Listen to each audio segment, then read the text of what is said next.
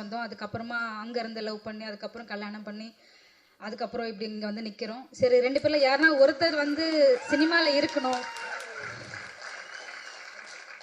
அதனால் நான் வேலைக்கு போக ஸ்டார்ட் பண்ணிட்டேன். ஸோ அவங்க அப்போலேருந்து இப்போ வரைக்குமோ சினிமா சினிமா அப்படி தான் இருந்தது.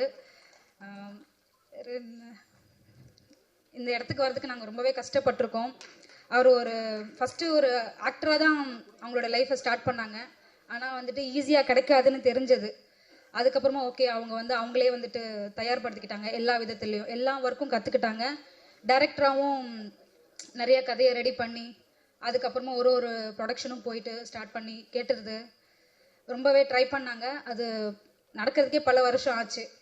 ஸோ ஒரு வாட்டியும் அதனாலவே அவரோட சோகத்தை சொல்லும் போது ரொம்ப கஷ்டமாக இருக்கும். அதனால எங்களுக்குள்ள சண்டை கூட வந்திருக்கு. ஏன்னா எவ்வளோ போயிட்டு கதை சொல்லும் போது ப்ரொடியூசர்ஸ் வந்துட்டு கேட்டுட்டு டக்குன்னு ஓகே பண்ண மாட்டாங்க. வெயிட் பண்ணுங்க அப்படின்னு சொல்லிட்டு எவ்வளவோ ஏறி இறங்கியிருக்காங்க.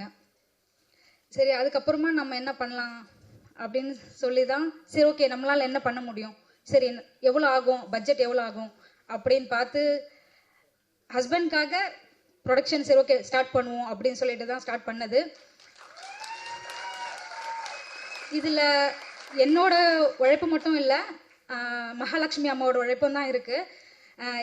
என்னோட மாமியார் அவங்களோட உழைப்பும் தான் இருக்குது. அவருக்கு எப்படி நான் சப்போர்ட்டோ அதே மாதிரி அம்மாவும் எங்களுக்கு சப்போர்ட் தான். ஸோ அவங்க மூலமாக தான் இவ்வளோ தூரம் நாங்கள் வந்து நிற்கிறோம்.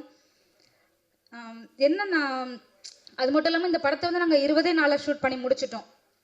அதுக்கு மெயின் ரீசனே வந்துட்டு நம்மளோட டீம் தான். இந்த படத்தில் இருக்கிற டீம் தான். எல்லாருமே வந்து அவங்களுடைய சப்போர்ட்டை வந்து ரொம்பவே நிறையவே கொடுத்துருக்காங்க. எந்த அளவுக்கு சீக்கிரமாக முடிக்க முடியும் அப்படின்றது அவங்க கொடுத்த ஒத்துழைப்பினால தான்.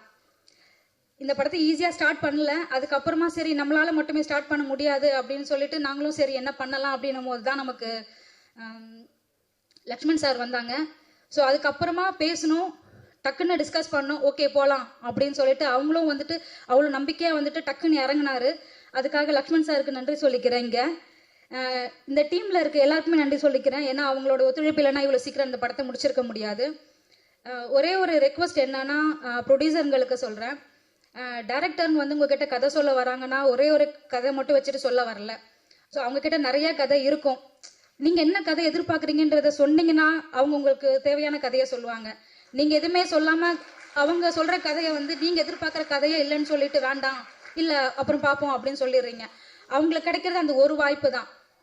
அதனால நீங்கள் என்ன மாதிரி கதை எதிர்பார்க்குறீங்கன்னு சொன்னீங்கன்னா அவங்க அந்த கதையை சொல்லும் போது உங்களுக்கு பிடிச்சிரும், ஓகே அப்படின்னு சொல்லிட்டு நீங்கள் அந்த டைமில் நீங்கள் உங்களுக்கு பிடிச்சிருந்துச்சுன்னா அவங்களுக்கு அப்போ வந்து அவங்களுக்கு ஒரு லைஃப் கிடச்சிருக்கும்.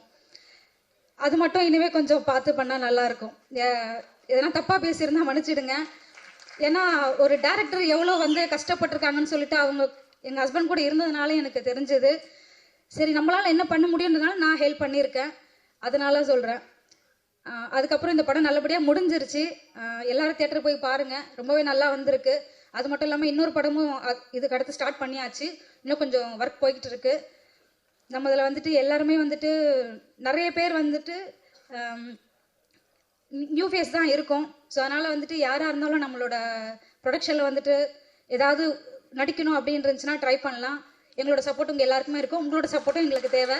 ஸோ இப்போ தான் எங்களுடைய லைஃப்பை நாங்கள் ஸ்டார்ட் பண்ணியிருக்கோம். அவ்வளோதான். நன்றி, வணக்கம்.